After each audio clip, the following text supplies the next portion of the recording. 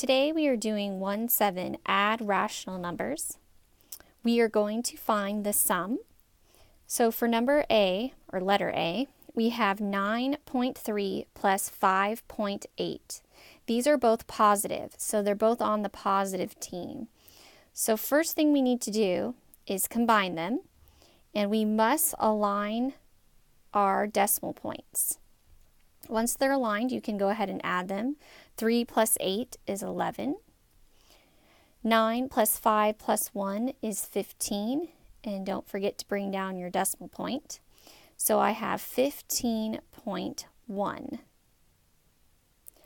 Let's look at B. Here I have negative 73 minus 65. I need to go ahead and make that negative plus a minus. I always like to do that so I know exactly what 65 is. Is it a positive or a negative? And when I make plus a negative, I know I'm not going to get confused on that. So here we have a negative 73 and a negative 65. They are on the same team. They're both negatives, so we have to combine them. Just like on letter A, we had both positives and we combined them. So here I have negative 73 and negative 65. When I add those, I get negative 138. And that, make sure I include that negative sign because they were both negatives. When I look at C, I have some fractions, and I also have one that's negative and one that's positive. I have negative 8 over 9 and positive 5/6. That means that they're on opposite teams, so we're going to be subtracting them. So first, we need to get common denominators. So I know that 9 and 6 both go into 18. So 9 times 2 is 18. And I must multiply that 2 to the top as well. And here I'm going to have multiply the top and the bottom by 3 because 6 times 3 is 18. So 2 times negative 8 is negative 16. 2 times 9 is 18. Plus 5 times 3 is 15. And 6 times 3 is 18. So now I have common denominators, so I can go ahead and just write 18 here. And negative 16 plus 15, we are subtracting those. Which is bigger, 16 or 15? Don't worry about the sign, just looking at the number, 16 or 15, which is bigger? 16 is. So I can go ahead and write a negative here, and it's going to be 16 minus 15 is 1. And again, I went with a negative sign because 16 is bigger than 15. Let's look at estimating by rounding. So here I have 55 plus negative 4.7 plus 35. So I know that 55 is already a whole number, so I'm going to go ahead and write 55. And negative 4.7, I'm going to round that and make it a 5 because 7 is anything 5 or greater. Right here in this 10 spot, anything that's 5 or greater, you round up. So I'm going to round 4 up to 5 plus 35. So 55 minus 5 is 50 plus 35 is 85. Now we can go ahead and check that and look at what is exactly 55 minus 4.7 plus 35. What is it if we don't round it? So I'm going to go ahead and look at 55 and 35. I'm going to add those together. So I have 55 plus 35, and I get 90. But then I have to subtract that negative I have to take away 4.7. So I'm going to come over here and do 90 minus 4.7. And I need to add a 0 here and put my decimal. So I have to borrow, so I have to borrow 8 here. This becomes 9. So 10 minus 7 is 3. 9 minus 4 is 5. And 8 minus nothing is still 8. So we get 85.3, which is very close to the 80 we originally got when we were estimating. Next, we have negative parentheses 7.3 minus 6.5 plus 3 1/8. again, we are going to be rounding. So I would say that this is going to still be here, that negative sign.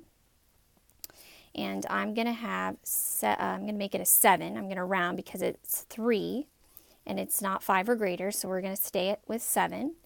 And then I have 6.5, so again, that's about a half. So I'm going to go ahead and just leave it as 6.5. That's pretty good estimation. We don't really have to go to a whole number. We can leave it at 6.5.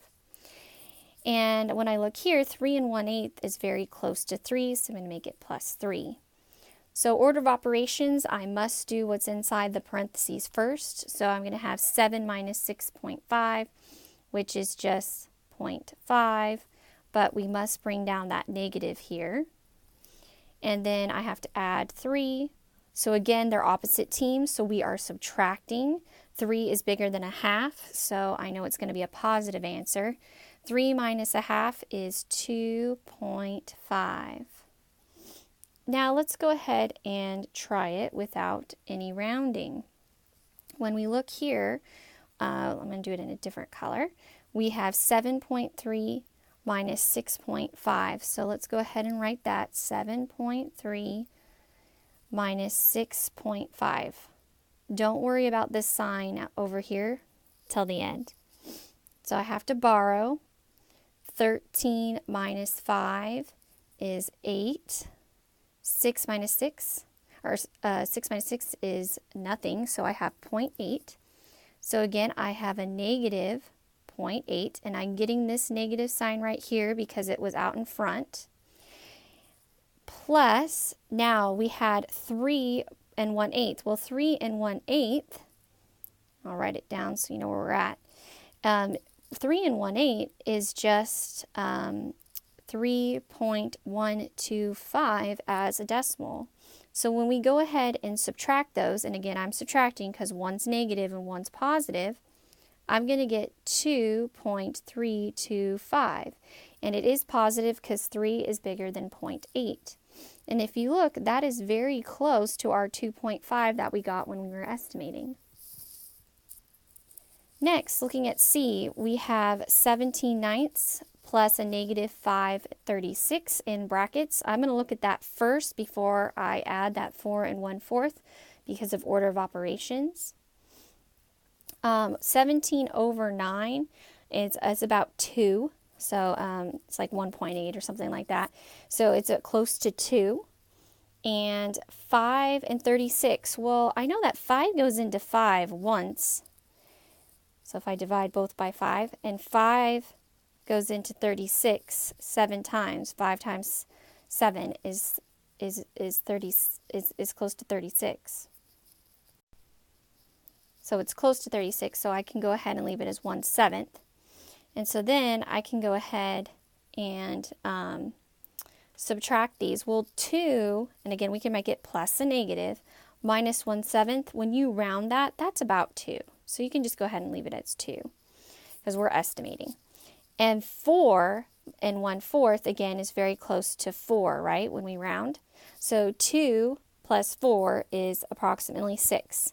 And there's so many different ways you can estimate this. If you choose a different way, it's fine.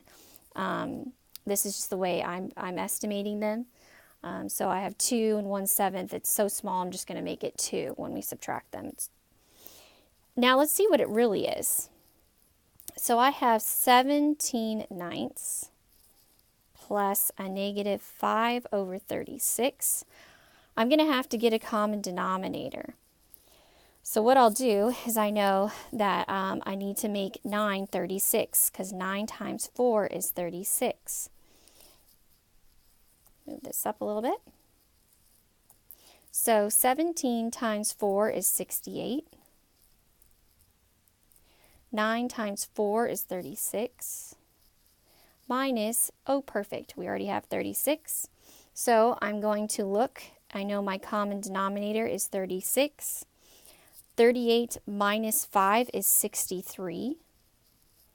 And I still have, from my original problem, that 4 1/4.